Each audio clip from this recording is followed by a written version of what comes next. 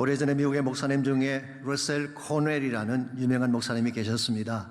이분은 아메리칸 베프티스트이면서 고던 코넬이라고 하는 동부 지역의 명문 신학교죠. 그 신학교의 공동 설립자이기도 합니다만은 이번에 1912년도 설교에서 소개했던 유명한 실화 하나가 있습니다. 저도 언젠가 한번 소개한 적이 있긴 합니다만은 오래전에 필라델피아에 헤이리 메이 와얏이라고 하는 어린 소녀가 있었습니다. 한 번은 교회를 갔는데요. 교회가 너무 작고 허술하니까 집으로 돌아가라는 것입니다. 아무리 그래도 그렇지 자리가 없다고 어린아이를 돌려보내다니 참 마음이 아팠지만 어린 아이의 힘으로서는 할 수 있는 일이 아무것도 없었습니다. 그러다가 헤이리 메이가 병을 앓다가 6살의 어린 나이로 세상을 떠나고 말았습니다. 그 아이가 죽은 후에 그 아이 베개 밑에 작은 쪽지와 함께 57센트의 돈이 발견됐습니다. 그 쪽지는 이렇게 적혀 있었습니다. 이것이 제가 지금까지 모았던 돈입니다. 비록 작은 것이지만 이것으로 큰 교회당을 지어서 저같이 가난하고 아픈 아이들도 와서 마음껏 예배하고 배우게 해주세요. 이번 한 어린아이가 남긴 작은 쪽지 하나, 57센트의 손이 무슨 일을 할 수가 있겠습니까? 그런데요, 이 작게 보였던 57센트의 돈이 엄청난 반향을 일으켰습니다. 이 아이의 장례식 날 러셀 코넬 목사님이 헤이리 메이가 남긴 57센트와 그녀가 남겼던 쪽지를 오신 분들에게 읽어 주었어요. 이것이 엄청난 임팩을 끼쳤습니다.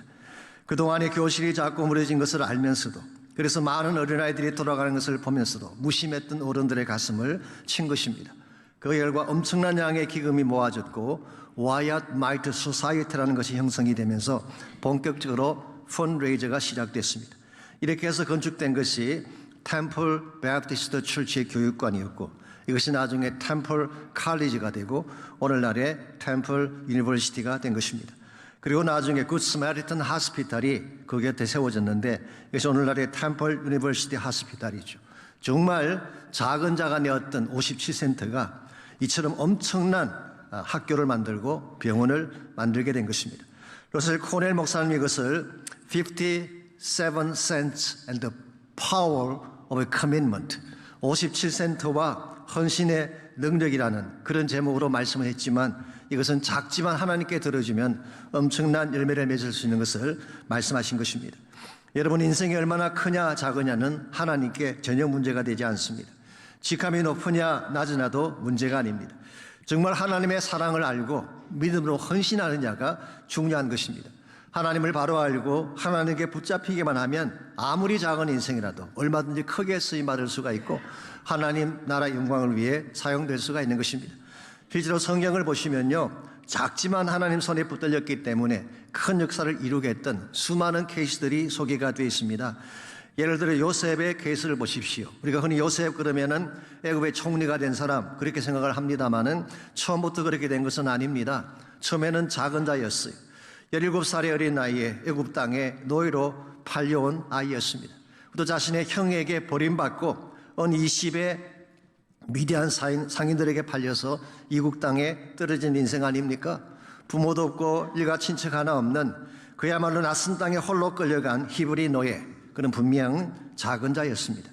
근데 이 작은 자가 하나님 손에 붙들려지게 되자 애굽의 총리가 되고 한 걸음 더 나아가서 야곱의 전 가족을 다 건져내어서 장차 이스라엘 민족의 기초를 다지지 않았습니까? 작지만 하나님이 사용하시면 큰 역사가 일어나는 것입니다. 유대인들이 페르사 제국에서 살 때에 하만이라는 악한 자가 유대 민족을 말살할 계획을 세웠습니다. 그때 민족을 그 악한 자의 손에서 건져낸 자가 누구였나요? 에스더라고 하는 연약한 여인이었습니다. 에스더는 부모가 없는 고아였어요. 사촌 오빠인 모르드게의 손에 키워진 아이, 정말 연약하고 가진 것이 없는 존재였지만 하나님이 사용하시니까 민족을 건져내는 큰 역할을 한 것입니다. 신약 성경에 나오는 오병이의 케이스를 보십시오. 빈들이에서 날은 저물어 가고 5천여 명의 사람들이 먹을 것이 없어서 굶주리고 있을 때에 그 모든 사람들을 먹게 한 기적이 누구의 손을 통해 이루어졌나요? 한 소년입니다. 그가 가지고 온 작은 도시락, 이것이 기적의 도구가 된 것입니다.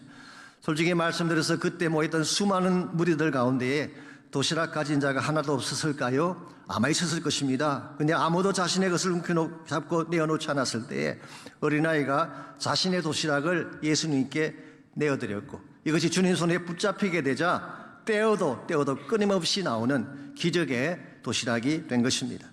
이 보리떡의 기적, 수많은 사람들 먹겠던 기적이 누구의 손에 의해서 이루어졌다고 했나요? 누구나 다 작다고 생각하는 사람, 심지어 카운트조차 하지 않는 한 어린아이의 손을 통해 이루어진 것입니다. 이런 면에서 하나님은 오늘날도 작은 자들을 통해 큰 기적을 행하십니다. 작다고 가진 것이 없다고 낙심하거나 움츠릴 필요가 전혀 없습니다. 우리가 바른 믿음을 가지고 하나님께 붙들리기만 하면 얼마든지 큰 역사의 주역이 될 수 있기 때문입니다. 이런 면에서 비록 우리가 작긴 하지만 하나님께 쓰임받는 인생이 되어서 큰 기적을 행하며 살아가려면 과연 무엇이 필요할지 오늘 같이 봉독한 본문을 중심으로 여기서 함께 정리해 보려고 합니다. 오늘 같이 그 본문에 보시면 엘리야가 사르밧에 행했던 기적 하나가 소개가 되어 있습니다. 8절과 9절입니다. 여호와의 말씀에 엘리야에게 임하여 이르시되 너는 일어나 시돈에 속한 사르밧으로 가서 거기에 머물라. 내가 그곳 과부에게 명령하여 내게 음식을 주게 하였느니라. 시돈 땅 사르밧으로 가서 과부의 집에 머물라. 그런 분부였습니다. 시돈 지역은 바알 숭배의 본산입니다. 이세벨이 태어나 자란 곳이고 그의 아버지가 왕으로 있는 지역이죠. 지난주 말씀드린 엣바알이라는 왕이 시돈의 왕이었습니다. 이런 면에서 그곳은 적진의 한복판인데 더구나 그것도 가난한 과부의 집으로 가라고 분부를 하셨습니다. 아니 선지자를 보내시려면 큰 부잣집이나 힘 있는 사람 집에 보내셔야지 앞으로 사역하는 데 도움이라도 될 수가 있을 텐데 어떻게 아무것도 없는 과부 집에, 그것도 하나님의 백성이 아닌 시돈에 살고 있는 이방인의 집에 보내신 것일까요? 오늘 본문에는 나와 있지 않습니다만 여기에 하나님의 신비로운 역설이 담겨져 있습니다. 누가복음 4장 25절 27절을 보게 되면 이렇게 하신 하나님의 의도를 엿볼 수 있는 대목이 거기에 나옵니다. 내가 참으로 너에게 이르노니 엘리야 시대에 하늘이 3년 6개월 동안 닫히어 온 땅에 큰 흉년이 들었을 때에 이스라엘에 많은 과부가 있었으되 엘리야가 그중 한 사람에게도 보내심을 받지 않고 오직 시돈 땅에 있는 사렙다, 이 사렙다라고 하는 것은 사르밧의 헬라식 발음입니다. 사렙다의 한 과부에게 뿐이었으며 또 선지자 엘리사 때에 이스라엘에 많은 나병 환자가 있었을 때 그중에 한 사람도 깨끗함을 받지 못하고 오직 수리아 사람 나만 뿐이었느니라. 여기 보시게 되면 사르밧 과부도 이방인이었고 나만도 이방인이었죠. 왜 이스라엘에 많은 백성들이 있는데 하나님께서는 그 백성들을 치료하시고 그 백성들에게 선지자를 보내지 아니하고 이방 땅에 있는 과부에게 혹은 치료를 하더라도 나만 한 사람만 치료하게 하셨을까? 이유가 뭘까요? 오늘 본문을 중심으로 좀 정리해 보자면 한 세 가지 정도의 이유를 정리해 볼 수가 있습니다. 첫째는 이스라엘 백성이 하나님과 선지자를 배척했기 때문입니다. 그들이 먼저 하나님을 버렸기 때문에 하나님도 그들을 흉년기에 내버려 두신 것입니다. 한 가지 아이러니한 사실은요, 하나님의 친백성이라고 하는 이스라엘은 선지자를 배척했는데 이방 땅에 살고 있던 가난한 과부는 엘리야를 맞아주고 그를 대접을 했습니다. 그 결과 시돈 땅 과부의 집에 그 극심한 기간 동안 하나님의 축복이 임하게 된 것이죠. 두 번째 이유는 이방인도 품기 위한 하나님의 계획, 하나님의 섭리 때문입니다. 제가 구속사적으로 조금 더 설명을 드리자면 하나님의 친백성이라던 유대인들, 이 이스라엘 백성이 예수님도 배척하고 복음을 거절하지 않았습니까? 그 결과 복음이 어디로 흘러갔나요? 이방인에게로 흘러갔습니다. 어쩌면 오늘 본문의 말씀은 이와 같은 하나님 구속사의 한 단면을 보여준 케이스다, 그렇게 설명할 수가 있겠습니다. 세 번째 이유는 작은 자를 통해 일하시는 하나님을 보여주시기 위함이었어요. 오늘 본문에 나오는 사르밧 과부는 작은 자 중에 작은 자였습니다. 고대 사회에서 과부라고 하는 것은 아무것도 없는, 누구도 도울 자가 없는 가장 연약한 자를 지칭하는 것입니다. 실제로 이 과부의 집안에는 한 움큼의 떡가루밖에 없었다고 했어요. 찌들 대로 찌든 가난한 집이었습니다. 그런데 하나님 이런 자의 가정에 엘리야를 보내셔서 떡통에 가루가 떨어지지 않게 하고 병에 기름이 마르지 않는 큰 기적을 베풀어 주신 거예요. 그리고 이것으로 약 2년 기간 동안 엘리야를 공개하게 하셨고 그 어려운 시기에 이 과부가 하나님 나라 사역에 쓰임 받게 하신 거예요. 여러분, 이와 같은 것이 하나님의 은혜요, 하나님께서 일하시는 방식이라고 할 수가 있습니다. 하나님 꼭 큰 자라야 서는 거 아닙니다. 갖추어야만 하나님이 사용하시는 것이 아니라 작지만 바른 믿음을 가지고 하나님께 순종하는 자에게 하나님은 큰 뜻을 행해 주시는 것입니다. 이런 측면에서 오늘 여러분과 저의 인생이 작다고 해서 실망할 필요가 없습니다. 내 인생이 바닥났다고 절망하며 탄식하며 보낼 이유도 없습니다. 지금이라도 하나님이 개입하셔서 나를 붙잡아 주기만 한다면 우리 인생에도 동일한 기적이 나타날 수 있기 때문입니다. 이런 측면에서 오늘 아침 물어야 될 질문은 이것입니다. 어떻게 하면 작은 인생일지라도 하나님 손에 붙들려서 큰 기적의 삶을 살 수 있을까라는 질문입니다. 오늘 본문에 소개된 사르밧 과부의 케이스를 통해서 작지만 큰 기적을 맛보는 비결에 대해서 함께 정리해 보려고 합니다. 첫 번째로 작은 인생일지라도 큰 기적의 삶을 살려면 나의 하나님이 필요합니다. 나의 하나님이 있어야 돼요. 10절과 11절을 보시면 엘리야와 사르밧 과부가 첫 대면하는 장면이 기록이 되어 있습니다. 그가 일어나 사르밧으로 가서 성문에 이를 때에 한 과부가 그곳에서 나뭇가지를 줍는지라 이에 불러 이르되 청하건대 그릇에 물을 조금 가져다가 내가 마시게 하라. 그가 가지러 갈 때에 엘리야가 그를 불러 이르되 청하건대 내 손에 떡 한 조각을 내게로 가져오라. 나뭇가지를 줍고 있다고 하는 것은 가난하다 그런 뜻입니다. 아마도 행색도 초라하고 남넷을 가능성이 많습니다. 그러한 자에게 엘리야는 마실 물과 떡을 가져오라고 했어요. 이 고대 근동지방에서는 지나가는 나그네에게 물과 떡을 대접하는 것은 흔히 있을 수 있는 일입니다. 그럴지라도 지극히 가난한 과부에게 이런 요청을 했다는 것은 조금은 어브랍트한 측면이 없잖아 있습니다. 그때 12절에서 뭐라고 대답을 합니까? 12절입니다. 그가 이르되 당신의 하나님 여호와께서 살아계심을 두고 맹세하노니 나는 떡이 없고 다만 통에 가루 한 움큼과 병에 기름 조금뿐입니다. 여기서 그녀는 여호와를 당신의 하나님이라고 부르고 있습니다. 자기와는 아무 상관이 없는 하나님, 그러므로 다 죽게 된 자신의 형편을 알 리도 없고 설사 안다고 하더라도 케어하지도 아니할 멀리 계신 하나님, 이것이 사르밧 과부가 인식한 하나님이었습니다. 이와 같은 인식 속에서는 어떤 기적도 일어날 수가 없습니다. 왜냐하면 하나님과 그 여인 사이에 아무런 릴레이션십이 없기 때문에, 아무런 관계가 없는데 어떻게 하나님이 개입할 수가 있고 어떻게 하나님이 도와주실 수가 있겠어요. 하나님이 아무리 능력이 뛰어나도 관계가 없는 사람의 인생 속에 축복과 기적을 베풀어 주실 수가 없습니다. 그런데요, 만일 객관적인 하나님이, 당신의 하나님이 나의 하나님이 된다면, My God이 된다면 스토리는 달라지는 것입니다. 여호와가 나의 하나님이 되시는 순간 나의 아픔과 나의 고통은 하나님의 어젠다가 됩니다. 내 인생의 텅 빈 떡반죽 그릇은 하나님의 어젠다가 되는 것입니다. 하나님, 이와 같은 나를 그냥 두실 수가 없어요. 반드시 나의 삶 속에 개입하셔서 나를 도와주시고 나의 삶을 부유하게 만들어주시는 거예요. 왜냐하면 그 하나님은 나를 지극히 사랑하시는 나의 아버지가 되시기 때문에 그런 것입니다. 그럼에도 불구하고 오늘날 교회를 다니고 있는 많은 사람들 가운데 아직도 하나님을 당신의 하나님으로 고백하는 분들이 많이 계세요. 엘리야의 하나님, 모세의 하나님, 다윗의 하나님, 다니엘의 하나님, 얼마나 그럴듯한 명칭입니까? 그런데 엘리야의 하나님 위대한 하나님이긴 하죠. 다윗의 하나님, 골리앗을 이기 가신 능력의 하나님, 그것은 사실이죠. 또한 다니엘의 하나님, 사자굴 속에서 건져내시고 풀무 가운데서도 건져내시는 위대하신 하나님인 것은 분명합니다. 그런데 이 하나님이 아무리 능력이 뛰어나도 나의 하나님이 되지 아니하면 나에게 아무것도 행할 수가 없는 것입니다. 비유컨대 이런 것입니다. 이웃집 아저씨가 아무리 돈이 많은 재벌이면 뭐합니까? 설사 내 이웃에 빌 게이츠가 살고 있다고 할지라도 그 빌 게이츠가 나의 문제에 개입할 이유가 전혀 없습니다. maybe 약간의 동정은 베풀지 모르지만, 형식적인 도움을 줄지는 모르지만 자기 일처럼 뛰어들지는 않는 것입니다. 그런데 그 하나님이, 내 곁에 계신 그 하나님이 나의 하나님이 되신다면 스토리는 달라지는 거예요.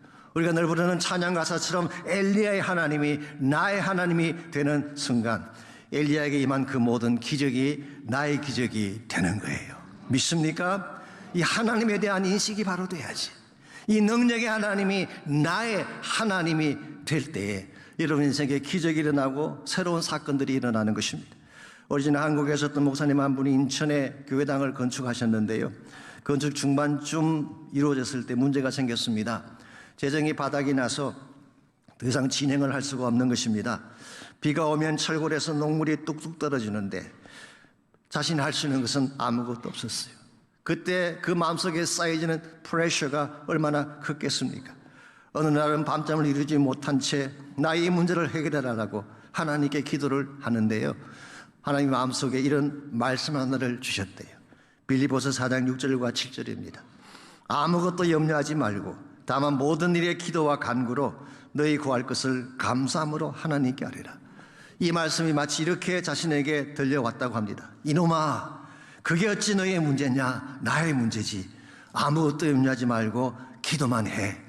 그리하면 모든 지각에 뛰어난 하나님의 평강이 그리스도 예수 안에서 너희 마음과 생각을 지킬 것이라. 이 말씀을 5번, 6번, 10번을 반복하는 중에 그 목사님 마음속에 평안이 찾아왔다고 합니다. 그렇지, 모든 지각에 뛰어난 하나님인데, 나의 모든 것을 다 아시는 하나님인데, 그 하나님이 일하고 계시는데 왜 내가 이 문제를 부여잡고 혼자 고민을 하는가?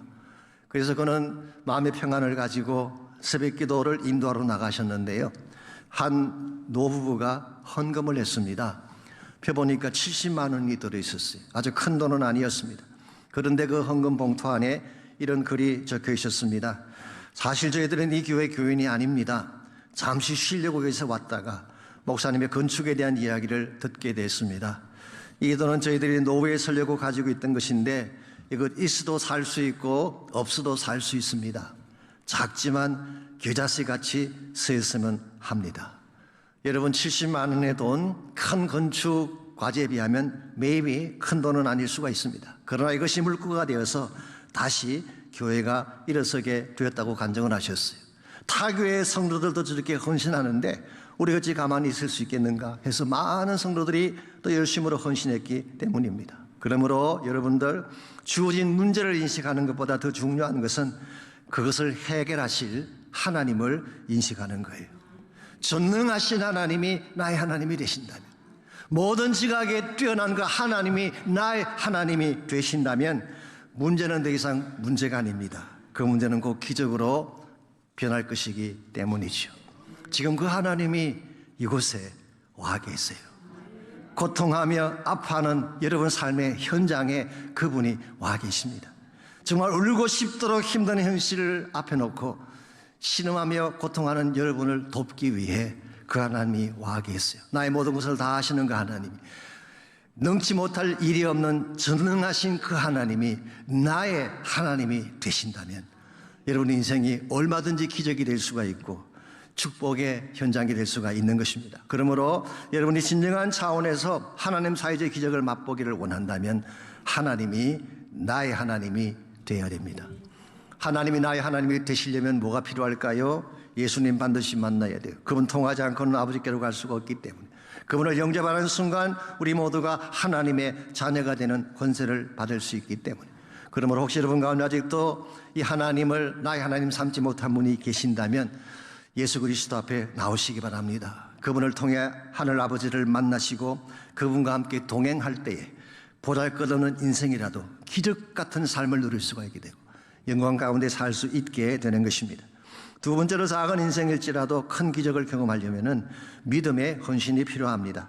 정말 하나님이 나의 하나님이 되었다면 이제 믿음으로 결단하고 헌신해야 되지 않겠습니까? 그때에 하나님 사이의 기적이 일어나는 것입니다. 13절을 보겠습니다. 통에 가루 한 움큼밖에 없다고 말하는 그 과부 앞에, 병에는 기름이 조금밖에 남아 있지 않다고 말하는 그 과부에게, 이제 마지막으로 떡을 만들어서 아들과 먹고 죽겠다는 그 과부에게 엘리야가 무엇을 요청했나요? 13절입니다. 엘리야가 그에게 이르되 두려워하지 말고 가서 내 말대로 하려니와, 즉 죽을 때 죽더라도 그 전에 할 일이 있다, 그런 뜻이에요. 먼저 그것으로 나를 위하여 작은 떡 한 개를 만들어 내게로 가져오고 그 후에 너와 내 아들을 위하여 만들어라. 얼핏 보게 되면 엘리야가 너무 이기적인 것처럼 보입니다.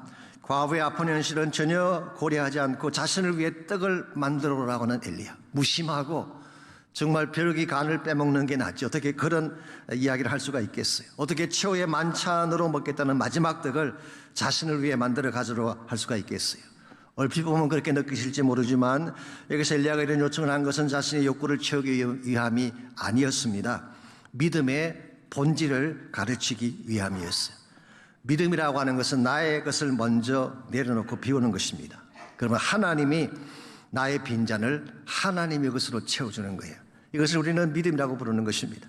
실제로 엘리야가 그 과부의 집을 찾아간 것은요, 그녀에게서 무엇을 빼앗아 먹으려고 찾아간 것이 아닙니다. 우리 한 끼밖에 남아있지 않는 그 가정에 마르지 않는 떡가루를 공급해 주기 위해 가신 거예요. 그래서 엘리야로 말미암아 그 가정이 3년 기간 동안, 3년 6개월 기간 동안 떡이 마르지 않고 기름이 마르지 않는 축복을 안겨주려고 가신 거예요. 이게 사실 하나님의 계획이고 하나님의 심정입니다. 이런 면에서 하나님이 우리에게 무엇을 달라고 하실 때는 더 큰 것을 주시기 위함이에요. 이미 더 큰 축복을 준비해 놓으시고 달라고 그러는데 이걸 움켜잡고 내려놓지 않으려고 하면 하나님이 아무리 큰 기적을 준비하셔도 우리는 그것을 맛볼 수가 없는 것입니다. 이런 면에서 참된 믿음이라고 하는 것은 내려놓아야 할 때 자신의 것을 과감히 내려놓는 용기를 말하는 거예요. 이 용기가 없는 사람, 이 헌신 없는 사람은 진짜 하나님이 나에게 주고자 하는 축복을 나의 것으로 삼을 수가 없습니다. 하나님은 정말 우리에게 좋은 것을 주시려고 너 가진 거 내려놓아라 그런데 내려놓지 못하는, 마치 어린아이처럼 내 것을 내려놓는 것이 빼앗기는 것인 줄 알고 나의 소유를 하나님이 빼앗아 가시려는 줄 알고 내려놓지 않을 때가 없는가요? 분명히 있을 것입니다. 내 것을 내려놓아야지 하나님이 시작되는 거예요. 나의 욕심과 나의 탐욕을 내려놓아야지 성령의 역사가 시작되는 거예요. 내 것을 부여잡은 채, 내 것을 그저 움켜잡은 채 어떻게 하나님의 큰 축복을 기대할 수가 있겠어요? 이런 면에서 내려놓는다고 하는 것은 굉장한 용기이고 믿음이며, 이 내려놓음이야말로 참는 하나님의 축복을 누릴 수 있는 비결이라고 할 수가 있습니다. 이런 측면에서 우리가 비록 작은 인생일지라도 기적 같은 삶을 살기를 원한다면 1차적으로는 하나님이 나의 하나님 되심을 고백할 수 있어야 돼요. 나의 하나님. 두 번째는 하나님을 신뢰하고 믿음으로 내려놓을 수 있는 용기가 있을 때, 그때 하나님이 기적적인 삶을 부어주시는 것입니다. 마지막 세 번째로 작은 인생일지라도 큰 기적을 경험하려면 말씀에 순종이 필요합니다.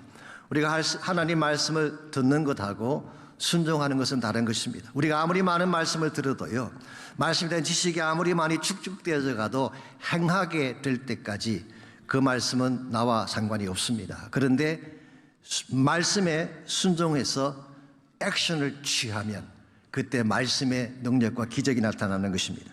14절에서 16절을 보시면 그 내용이 잘 나와 있습니다. 먼저 14절입니다.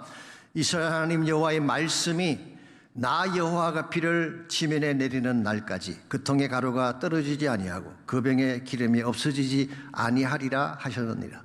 즉 지면에 비가 다시 내리는 날, 약 3년 6개월이라는 가뭄의 기간이죠. 그 기간 동안에 통의 가루가 떨어지지 않고 병의 기름이 없어지지 아니하리라 라고 하는 이것을 누가 말씀하신 것인가요? 엘리야가 말한 것이 아닙니다. 하나님이 말씀하신 거예요. 나 여호와가 라고 오늘 성경은 말하고 있습니다. 이와 같이 하나님이 하신 이 말씀을 이제 이 과부가 듣고 15절을 보시면은 그가 가서 엘리야의 말대로 하였더니, 다시 말씀드리지만 하나님이 엘리야에게 하신 말씀대로 한 것을 말하는 것입니다. 그랬더니 실제로 어떤 기적이 일어났을까요? 16절입니다. 여호와께서 엘리야를 통하여 하신 말씀같이 통의 가루가 떨어지지 아니하고 병의 기름이 없어지지 아니하니라. 말씀하신 대로 순종했더니 실제로 그 기적이 자기 앞에 일어난 거예요. 여러분, 3년 6개월의 가뭄 기간 동안에 시돈 땅에 살고 있던 다른 집들은 어떻게 했는지 몰라요. 매일 그 기간 동안 이스라엘 땅에 살고 있던 백성들도 어떻게 살았는지는 분명하지가 않지만 한 가지 확실한 거 있습니다. 그 3년 6개월 동안에 비가 쏟아지지 않는 최악의 기근 동안에 사르밧 과부의 집만은 결코 양식이 떨어지지 않고 풍성한 축복을 누리게 된 사실. 이것이 다 언제 일어난 것이라고요? 말씀에 순종했을 때. 여러분이 말씀을 듣는 것으로 끝나면은 진정한 기적을 맛볼 수가 없어요. 말씀을 들은 후에 생각만 해서는 역사가 일어나지 않습니다. 행할 때. 그 좋은 예가 여호수아 3장에 나오는 사건이죠. 이스라엘 백성이 광야 생활을 마치고 가나안으로 들어갈 때 반드시 건너야 될 강이 있었습니다. 그 강이 요단강이죠. 근데 성경 기록에 하면은 그 시기가 마침 곡식을 거두는 시기였기 때문에 물이 많았다고 했습니다. 그래서 요단강이 정말 엄청난 양의 물이 흘러가는 그런 시기였어요. 이와 같이 물이 많이 흘러가는데 그 강 속에 뛰어드는 것은 무모한 것입니다. 합리적이지가 않아요. 뛰어들게 된다면 분명히 물에 떠내려갈 가능성이 많죠. 그럼에도 불구하고 이스라엘 백성들은 하나님이 하신 말씀대로 법궤를 맨 제사장들이 흐르는 물 속에 발을 내디뎠어요. 그 순간 흘러내리던 강물이 멈춘 거예요. 여러분, 강물이 다 멈춘 후에, 강이 다 마른 후에 그 강을 건너가는 것은 누구나 할 수 있어요.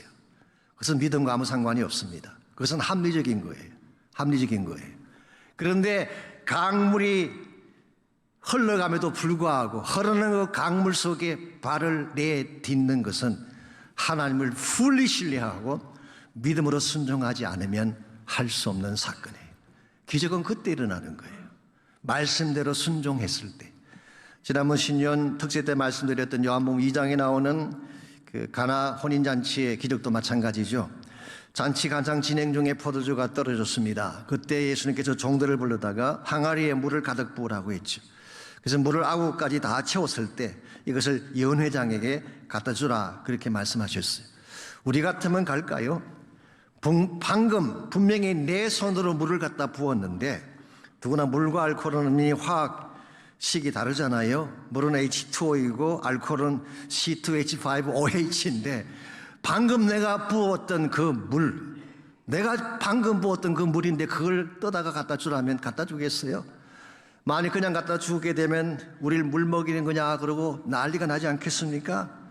그럼에도 불구하고 이 종들이 갖다 주었을 때, 즉 순종의 액션을 취하는 그 순간 물이 포도주로 변했다고 성경은 기록합니다. 여러분, 이것이 신앙 세계예요. 우리 믿음의 세계는 논리의 세계가 아닙니다. 합리성의 세계가 아닙니다. 모든 것이 앞뒤가 맞기 때문에, 논리적으로 make sense 하기 때문에 행하는 것은 누구나 할 수 있는 일이에요. 그러나 신앙 세계는 하나님을 신뢰하기 때문에 논리에 맞지 않지만, 합리적이지 않은 것처럼 보이지만 하나님을 순종해서 발을 내딛는 것이 믿음의 세계이고 신앙의 세계예요.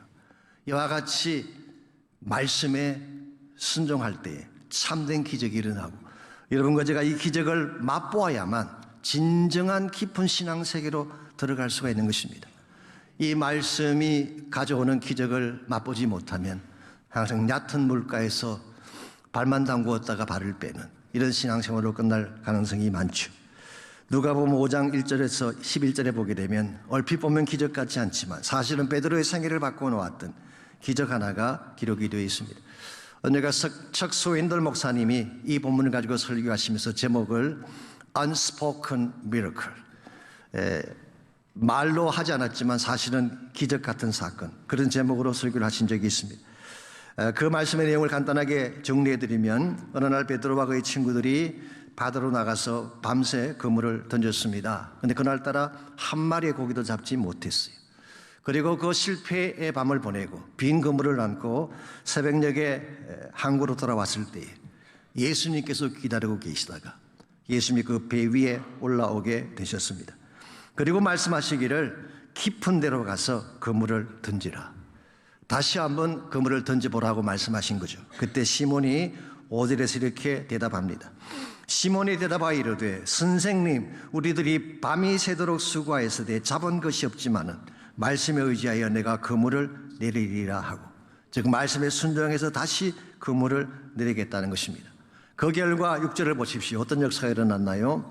그렇게 하니 고기를 잡은 것이 심이 많아 그물이 찢어지는지라. 엄청난 양의 고기를 잡은 것입니다. 여기까지가 우리가 알고 있는 스토리 내용이고 우리가 다 아는 이야기이긴 합니다. 그런데 이 스토리 속에 unspoken miracle, 세 가지 차원의 기적이 담겨져 있다는 거예요. 첫 번째 기적은 이것입니다. 한 마리 고기도 잡지 못한 것이 기적이에요. 여러분, 그물을 던지면 몇 마리는 잡히는 게 정상 아니에요? 상식 아니에요? 어떻게 한 마리도 잡지 못할까? 그날따라 갈릴리 바다의 고기들이 다 휴가를 갔나요? 한 마리도 잡지 못했다는 것은 기적이에요. 하나님이 준비하신 세대인 것입니다.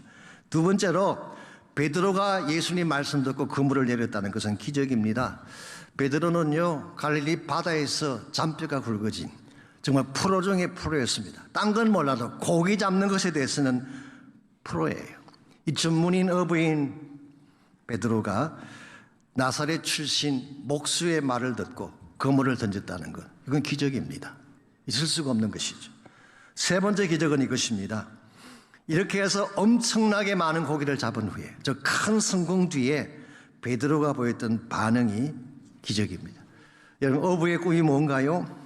만선의 배를 끌고 항구로 돌아오는 것 아니겠습니까? 지금 베드로 앞에 그 성공이 펼쳐진 거예요.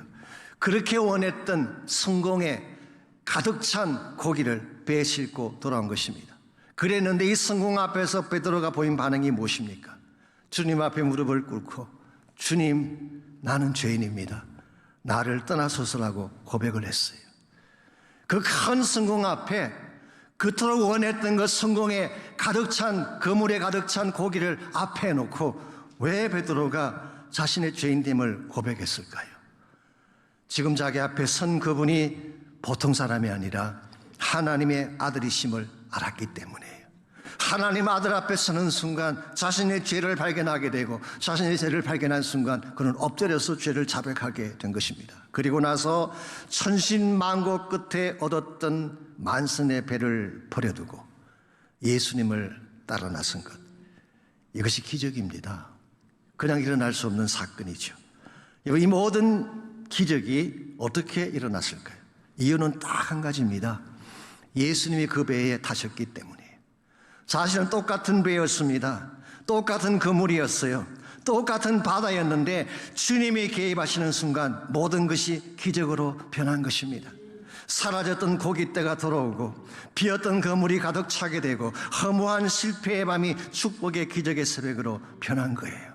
무엇보다 지금까지 고기 잡아서 잘 먹고 잘 사는 것이 꿈이었던 베드로가 비로소 살아야 될 인생의 진정한 이유를 발견하고 남은 생애를 사람 낚는 어부가 되어서 하나님 나라 영광을 위해 달려가게 한 것, 이 모든 기적의 시작은 예수님이 배에 타는 순간 시작된 거예요.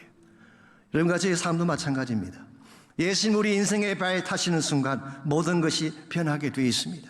텅 빈 나의 인생이 하나님의 것으로 가득 채워지게 되는 것입니다. 먹고 살기 위해 발버둥 치던 우리 인생이 하나님 나라의 비전을 위해 달려가게 되는 것입니다. 예수님이 나의 인생의 배에 타는 순간 내 삶 자체가 기적이 되고 내 삶 자체가 능력이 되는 거예요. 그러니까 우리 안에 부활하신 살아계신 예수님이 계시기 때문에. 그러면 여러분 기억하십시오. 기적은 멀리 있지 않습니다. 우리 안에 있습니다. 우리 안에 살아계신 예수님이 기적이에요. 그분의 능력이 기적입니다. 무엇보다 나 같은 죄인이 용서함 받고 주 앞에 옳다함 받게 된 사건 자체가 기적이 아니고 무엇이겠습니까? 여러분들, 중요한 것은 예수 그리스도가 내 인생의 배에 타는 것입니다. 내가 아무리 작은 인생이라도, 내가 아무리 실패의 밤을 보내고 돌아왔다고 할지라도, 내 인생의 그물이 텅텅 비어서 아무것도 수여하지 못했다고 할지라도, 정말 우리의 삶이 하루살이처럼 눈결겹게 살아왔다고 할지라도 주님이 내 인생의 배에 타는 순간 모든 것은 기적으로 바뀌게 되는 것입니다. 그러므로 사랑하는 성도 여러분, 하나님께로 나오시기 바랍니다. 그분은 멀리 계시지 않습니다. 지금 이곳에 와 계세요. 지금 우리 앞에 와 계십니다. 그분만이 텅 빈 인생의 빈잔을 채울 수가 있습니다. 그분만이 상처받고 아픔 가운데 있는 우리를 다시 살리고 치유하실 수 있는 능력을 가지고 계십니다. 그분만이 여러분을 죽도록 사랑하시는 유일한 좋으신 하나님이십니다. 그 하나님 만나야 됩니다. 그 하나님의 amazing love, 놀라운 사랑을 경험해야 됩니다. 나를 향하여 베푸신 자비하심과 구속의 은혜를 깨닫고 십자가 바라보며 주의 능력 가운데 살아갈 때 우리 인생은 비록 연약하지만 부족하지만 기적 같은 인생이 되고 주의 영광을 위해 쓰임받게 되는 것입니다.